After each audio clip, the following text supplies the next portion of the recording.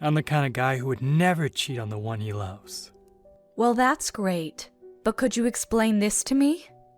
I show him a couple of photographs, and after a few seconds of silence, a wedding. Such an event commemorates a couple's true love for each other, and that initiates the binding of two individual hearts into one. On that special day, the bride cocooned herself in a majestic white wedding gown, and, beside the man whom she loves so much and wishes to spend the rest of her life together, she offers her thanks in response to their congratulations. Perhaps any woman would aspire to experience such a glorious moment in her life, for all her family and friends to celebrate her happiness together with her. Unfortunately, my own wedding wasn't exactly one to celebrate my happiness. It was supposed to be so, but unforeseen circumstances transformed it into a battleground, with I lusting for revenge. I am 28 years old. I work in a regional branch of a large conglomerate in the app software industry. In terms of looks, I'm nothing extraordinary, perhaps a little plain, and yes, I am aware of this myself. I live with my parents in our family home. Such is me, but I was to fall in love with a wonderful guy and become his fiancée. My husband was an officer of the elite who transferred to my branch from headquarters down in the big city. He had loads of charisma, and his leadership allowed him to be admired by all of his subordinates. Ever since we first met, he always came to talk to me in that very kind, gentlemanly fashion of his. You're very focused, and you do your job very well. Excuse me? I'm only doing what everyone is also doing, sir. But thank you, in any case. I like that side of you, where you're really focused and conservative. I like that very much.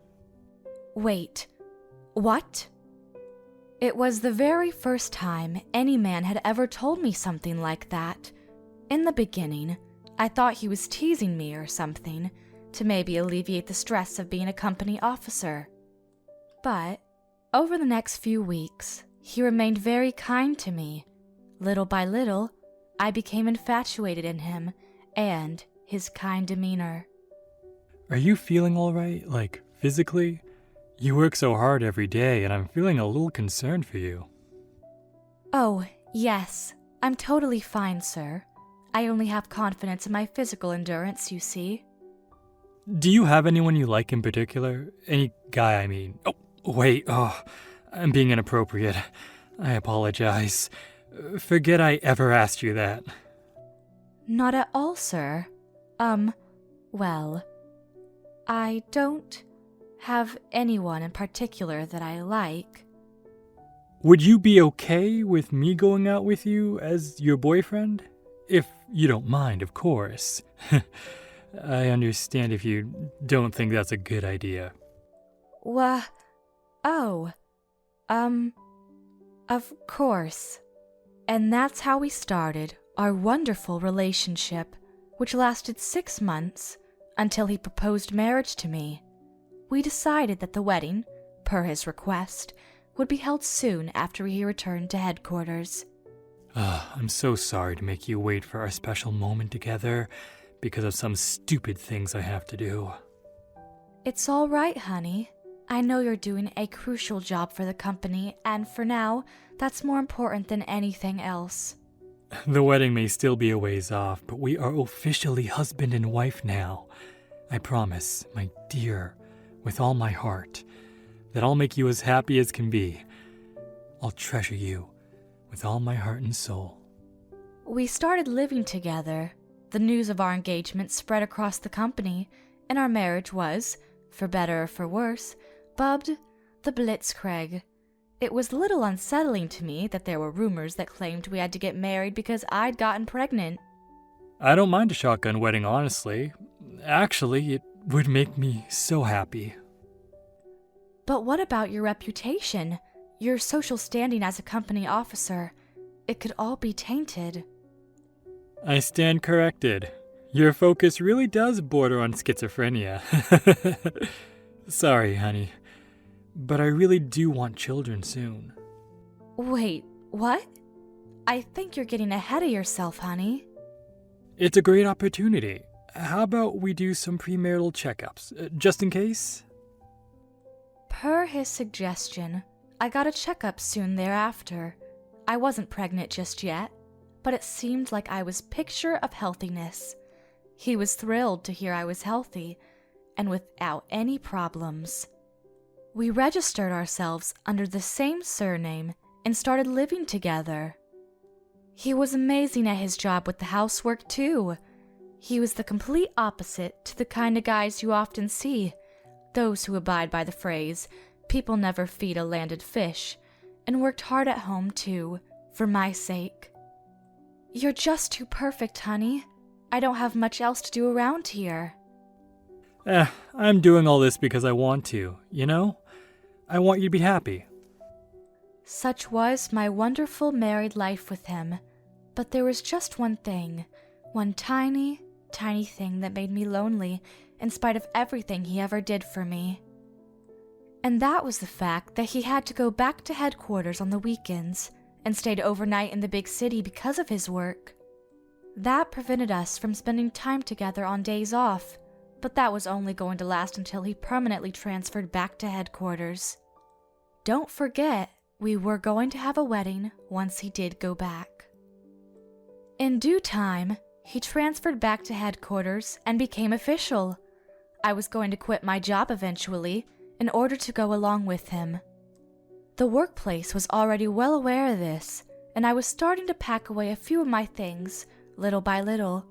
But my husband said, "This branch will need you for another while, honey. Could you please think about leaving your job a little way down the road?" His voice sounded so clear and sincere. "I'm sorry to make you work a little longer, even though you wanted something different. I'll make it up to you by doing all the housework back at home." What? You don't have to do that. You're going to make me feel guilty. I want you to relax all you want in this house of ours. I do want to have children as soon as we can, so it's the least I can do to keep you strong and healthy. He was always kind to me, angelic even, to be completely honest, but starting at around the time his service for the branch was coming to an end, I started to realize that something seemed strange. At first, I thought he was praising me for my work at that branch and legitimately wanted me to stay in the company for a little while longer. But the fact was that even though I'd asked him multiple times if I could go with him back to the big city on weekends, he always refused. I want to keep my working life and private life separate, you know? But I'd like to meet some of the people who work at headquarters. We're going to invite them to the wedding in any case, right? You're busy at work every single day during the week, and I want you to take the weekend off completely and relax well. Don't worry, I know how much you want to greet people in my workplace, so I'm going to do that for you. Such was the conversation sometimes, and a nagging voice at the back of my head was pestering me about something wrong with him, and I later managed to figure out what it was. He was deliberately trying to put up some distance between me and his workplace society, for reasons yet unsaid. But why? Was there something about the company he didn't want me to know about? Did he think things would get awkward because he actually has an ex-girlfriend working there? Doubt started to brew within my head, and I resented myself for it, sometimes rendering me in a spout of depression. Everything changed one day. His phone that he'd left behind because he was taking a shower vibrated to life because of a phone call. The caller was seen to be headquarters. I thought he wouldn't want anything to do with his work while he was at home, and thus, I decided that hearing the matter for him was a good idea, and reached for the phone. Hold on! Stop! Don't do that! It's all right. I'll answer it. My husband suddenly burst out of the bathroom and stopped me from answering. I was surprised to see him completely naked and drenched, leaving traces of tiny water puddles on the wooden floor. Hello? Yes? It's about that matter of business, is it? I see. His voice was unnaturally loud for a phone call, and he returned to the bathroom as he continued with his phone call.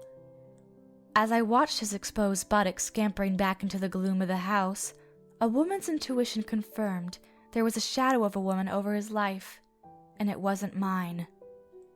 And then the weekend came, and my husband left to head back to headquarters. I would see him again the next night. Well then, I'm off, honey. I'll be back soon. As always.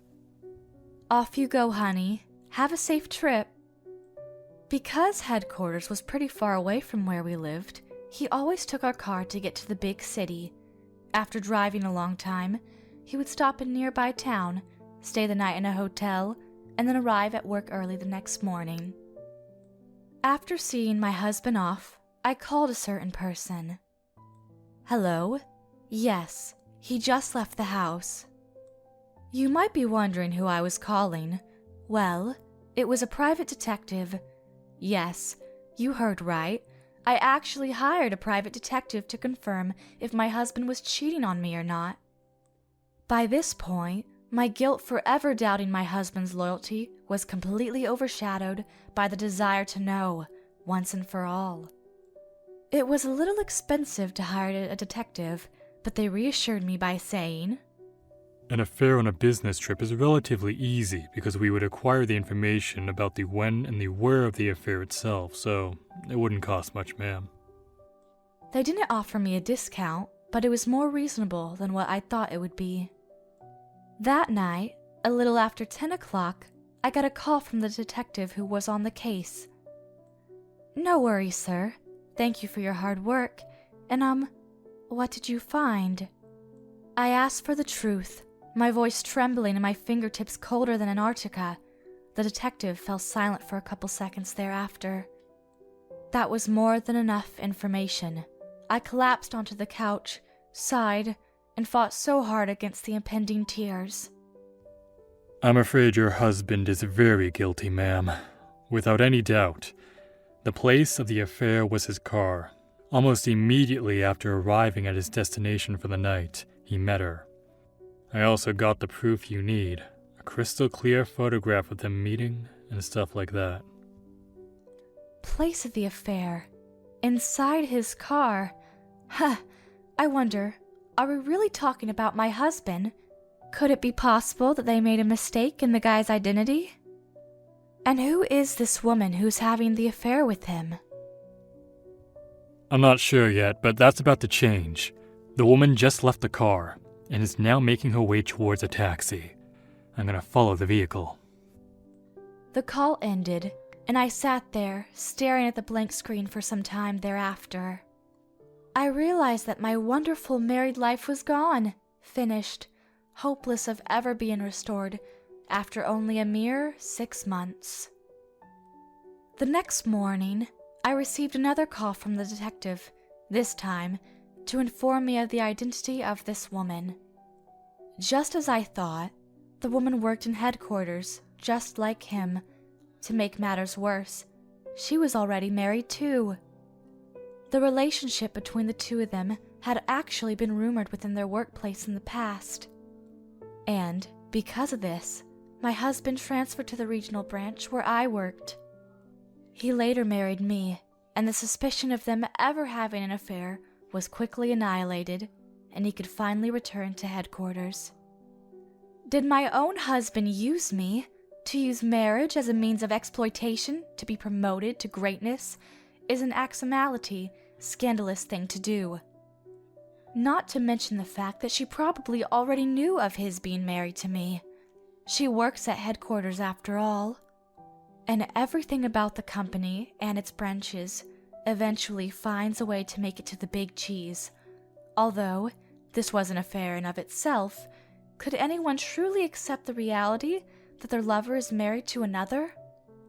Even the detective agency said, This is not a standard case of an affair, ma'am. We suggest you investigate the matter further. Yes, that's what I want to do. The photographic evidence we provided is more than enough to find your husband guilty of disloyalty and to divorce him. Indeed, I understand. But I do wish to know what their hopes were exactly. I want to know what they intended to accomplish with this affair. We understand, ma'am. In that case, we will launch our next operation tonight. We ask for your help and cooperation, ma'am, as we cannot do this without you. I quickly started to prepare for the trip. The next morning, I made my way for the city where my company's headquarters were, where my husband works. I met the detective on the case in person soon after I arrived. Here is a photograph of your husband that I personally took myself last night. Can you confirm that this is him? Yes, I can confirm. Without a doubt, that is my husband. The photograph showed an explicit scene of a man and a woman engaged in passionate physical contact inside a car. My condolences. Well then, let's go through what exactly you are to do from now onward again. If, of course, you're still up for it, ma'am. Yes, I do indeed. I will first set up this voice recorder inside his car. Then, after he comes home tomorrow, I will retrieve the voice recorder, as well as the GPS information. My husband's car has a device on it that enables people to track where he is, where he's been, and where he's bound to go. Under instructions from the detective, I placed the voice recorder inside the backseat pocket. I was able to get inside his locked car because we both have our car's spare keys at home. I was going to use that spare key to get inside his car and bug the interior. The voice recorder will only be useful if it's placed inside the vehicle, so the only legal way to do that is to directly ask his only confirmed family, which is you, ma'am. And if you bug the car too soon, there's a possibility we won't obtain the desired recordings within its functioning time, so timing is very key. I suppose the easiest timing is to bug it mere minutes before that floozy gets in the car? Indeed. Our experience tells us that secret love affairs involving married women usually happen between the afternoon, perhaps 2 p.m., and the evening, perhaps 5 p.m. Please be sure to bug the inside of the car between these two times, and make sure that your husband never suspects anything, nor must you allow him to see you. Understood, sir. We made our way to the parking lot, where my husband always parked his car. I already knew which business hotel he frequented, and his car was parked in its underground parking lot. I will scour the main lobby first. You stay hidden, ma'am, until I tell you the coast is clear. I separated with the detective and made for the passage that brought me down to the basement. I was lingering near the elevator hall that connected directly to the main lobby and thinking about where I should hide myself. At that moment, my phone rang. Hurry, ma'am, the woman is headed that way right now. Bug the car immediately and find a good place to hide. I glanced at the elevator's display and found that there was an elevator coming down this way. I let my instincts take over and instantly bolted towards my husband's car. After opening it, I switched the voice recorder on and let gravity plunge it into the dark coziness of the backseat pocket. I risked a glance at the elevator, and right then, the doors were starting to open, and I could see a woman starting to walk out. The blinking headlights! Everything would be over if she saw them. I slowly backed away from my husband's car in a cold sweat. I fought against my instincts, who'd been doing a great job until then, but now were telling me to rush to the exit. I resisted the urge and backed away naturally. The woman was looking at her phone and didn't seem to see me backing away from the car. I forcefully calmed my jittering legs down and slowly started to walk. I made my way back to the elevator and risked another glance behind me. The woman was now leaning against my husband's car, talking on her phone. Perhaps my husband himself was arriving there soon. I had completed my mission, and I quickly abandoned the parking lot behind me. I greeted my husband with a natural look on my face when he came back home the next day. I'm home, honey. Welcome back, honey. Want me to help you with putting your things away? I'm alright, honey. I'll do it myself. Sorry to always leave you behind every weekend. As usual, my husband was his kind, charming self, acting as though he wasn't guilty of anything at all. Perhaps he never dreamed I now knew everything there was to know about what he's doing. He was exhausted after a long drive back home, and since he still had work the next morning, he turned in early. An hour after he stayed in his bedroom, I retrieved the voice recorder and the GPS information from his car. The fact I was going to listen to what they were saying was so scary to me. What if my spirit broke part way? Would I ever be happy again? I put in my earphones and pushed the play button on the voice recorder. The contents of the recording were truly shocking, but by the end of it, all the questions had been answered and everything was crystal clear. As soon as they were both in the car, they started to talk passionately about their love for each other. I can finally be at your side again. I'm going back to headquarters soon.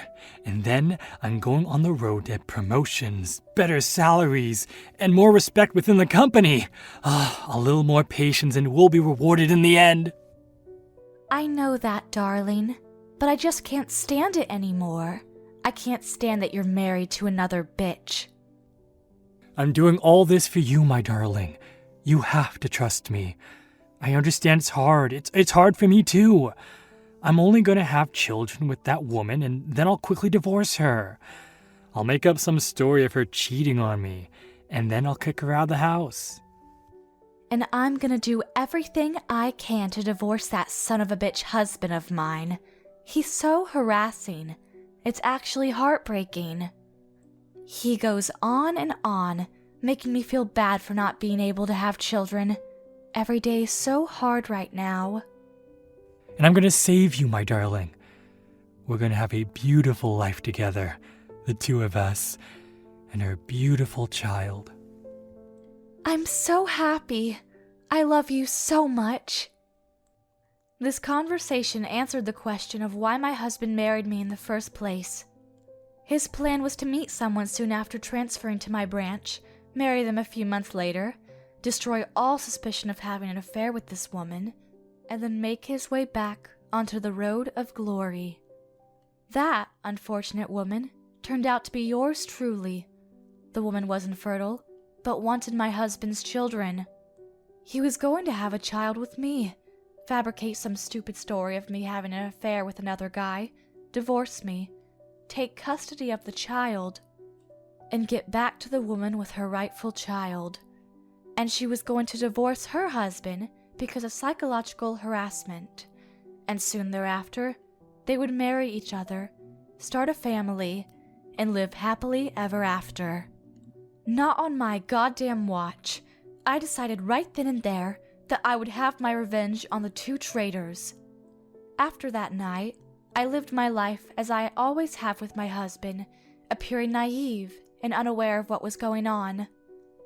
Per my own request, we decided that the wedding would be of a restaurant style, with a membership to attend. I didn't want to provide any financial burdens to my friends and family in the form of wedding presents. Our marriage was all completely fake. It wasn't worthy of celebrating, nor was it worthy of being gifted with a bunch of wedding gifts. It's going to be a pretty cheap wedding, you know? Are you sure you're okay with this? Yeah, a real one is only going to give us a lot of pressure. I think, and that's the last thing we want right now, right? I've always dreamed of having this kind of friendly, casual wedding. It just seems so nice to me. I agree. We don't want any stress or pressure. Let's go with your idea.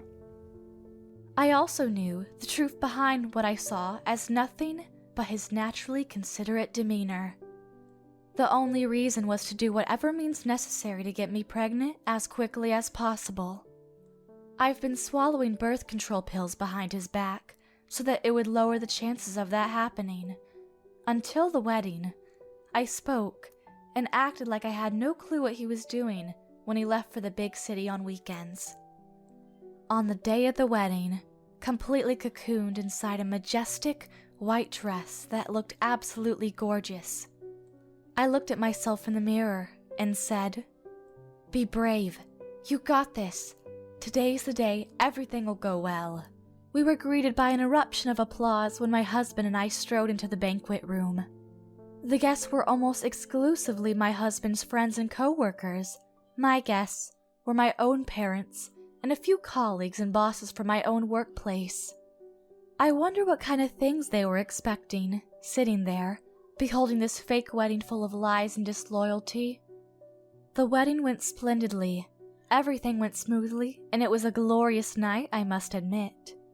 Then came the final item of business, my husband's speech. Commence operation. The restaurant staff did what I asked them to do and started handing out these envelopes to all the tables.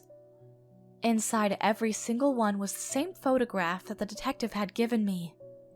The one where you can clearly see he was with another woman, doing unspeakable things to her in his own car. By the way, yes, the woman was invited, and the photograph was also handed out to her table. She took one look at the photograph, showed a look of horror in her face, and looked in my direction. I was finally able to lock eyes with her. Once she realized I was looking directly at her while she was looking at me, she covered her face with both hands and placed her forehead onto the table. Everyone in the banquet room started murmuring and whispering, but my husband mistook this as positive reaction towards his enlightening speech. He later went on and said this. Recently, there have been many cases of individuals being unfaithful to the ones they love by having affairs. But let it be known, I'm the kind of guy who would never cheat on the one he loves. I stood up from my chair, approached my husband under the spotlight, and as I threw multiple copies of the photograph in his face, I shouted, "Well, that's great, but could you explain this to me?" Noticing the contents of the pieces of paper that were flying everywhere, my husband seemed to understand what was happening. "No, stop this!" and fell to his knees. The cat was now out of the bag, and the wedding was adjourned. The woman had somehow left the room undetected. Before my husband left, he signed the divorce document that I'd brought with me, and he was shaking. His parents rushed to me, kneeled before me, and kindly begged for my forgiveness. I had already told my own parents about the situation and assured them we felt no resentment towards them whatsoever. My husband's boss from headquarters said, "As per the case of misconduct submitted to our branch, I offer you my deepest, sincerest apologies." I didn't expect an apology from him, honestly. Perhaps my husband came to terms with his crimes, because, as a parting shot, he said, "I know what I did was wrong, but I don't regret doing what I believe I had to do in the name of love. I don't want to see your pathetic face ever again, so be sure to tell your lawyer what you want to say to me. Goodbye, and I hope you rot in hell." My husband couldn't remain at his job, what with the pressure and such, so he quit his job soon after. The woman also quit her job. It seems like her husband really is a psychologically abusive one, and not only is he refusing to accept the divorce, but he also upped the ante, so to speak. The woman's life has become a lot more insufferable. Does my ex really not regret not doing what he did in the name of love with this situation? Love that takes the form of pain for other people, whose objective is to make one's life more convenient, is not love at all, in my view. I also quit my job. I've given a lot of trouble to my own workplace because of my own selfish desire for revenge. I believe it was the right thing to do, thanks to the compensation I got from my ex-husband as well as his lover. I've managed to move to a new place in the countryside. For work, I was hired by an agricultural direct sales depot, thanks to my skills as a former IT office employee. I've helped manage the accounts of this establishment and made some changes to improve sales. So far, things are going great. I vow to forget about the painful past and look to the future with hope. and I promise I will live happily ever after.